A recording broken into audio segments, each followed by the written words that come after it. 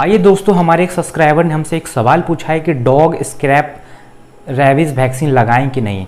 जैसे डॉग हमें स्क्रैच कर लेता है, छील देता है अपने नाखूनों से, तो हमें वैक्सीन लेने की ज़रूरत पड़ेगी कि नहीं पड़ेगी।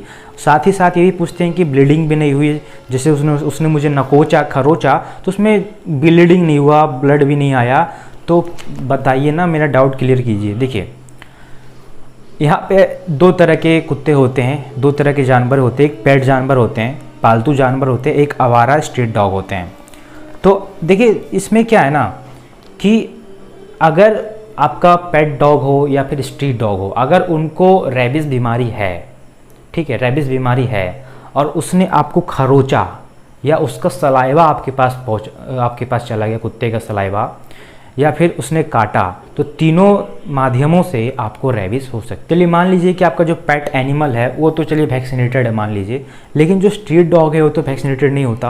आप रोटी खिलाने के दौरान जाते हैं तो वो नकोच लेता है आपको। मान लीजिए कि ब्लड नहीं आया, लेकिन आपको इतना निश्चिंत से भी नहीं बैठना है कि मुझे रेबीज़ नहीं होगा, मेरे ब्लड नहीं आया तो वायरस बैक्टीरिया मेरे शरीर तक नहीं गया, ऐसा नहीं है। वायरस बैक्टीरिया क्या आपको दिखाई देता है? बिल्कुल दिखाई नहीं देता। तो आपके नर्व तक वो पहुंच चुका है। अगर उस कुत्ते को रेबीज़ होगी तो आपको भी हो सकता है। और मैं आपको एक चीज़ और बता दूं, 99% डेथ का चांसेस है भैया रेबीज़ बीमारी में।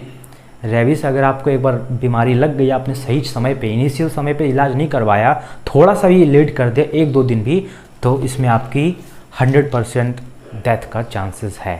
मैं कोई मजाक नहीं कर रहा, मैं आपको कोई डराने के लिए भी नहीं बात कर रहा है। ये बहुत ही गंभीर बीमारी है, आप इसको नॉर्मली ना लें, ठीक है। तो अगर आपको कोई जैसे पालतू कुत्ता है, वैक्सीनेटेड है, तो थोड़ा बहुत खरोच लिया, थोड़ा सा वो खेलने कूदने में, रोटी खिलाने में अगर लग जाता है तो कोई टेंशन की ज़रूरत नहीं है। आप उसको 14-15 दिन तक देख लीजिए, कुत्ता सही तो है, कोई पागलपन का हरकत तो नहीं कर रहा, खा पी तो सही से रहा है ना, ठीक है, ये सब हरकत देख लीजिए तो वो सही है, कोई दिक्कत नहीं है।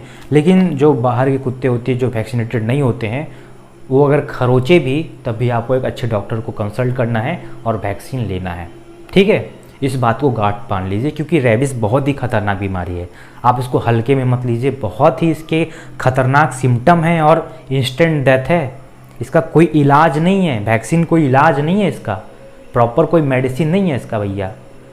वैक्सीन सिर्फ ट्रीटमेंट के लिए है कि आपके बॉडी को तैयार करना उस वायरस के प्रति, बस इतना ही करता है, वो कोई किल नहीं करता उसको। समझिए इस बात को। इसका जो सिम्टम है बहुत हाई है, बहुत खतरनाक है और इंस्टेंट डेथ है भैया।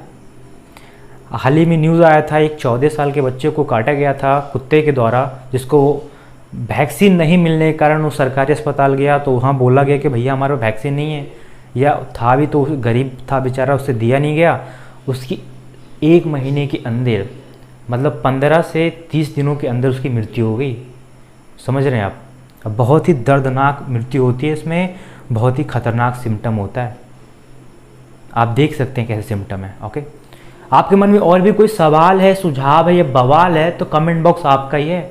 मैं यहाँ खड़ा हूँ आपकी मदद करने के लिए ही। प्लीज़ मुझे कमेंट करके जरूर बताएं। Thank you for watching.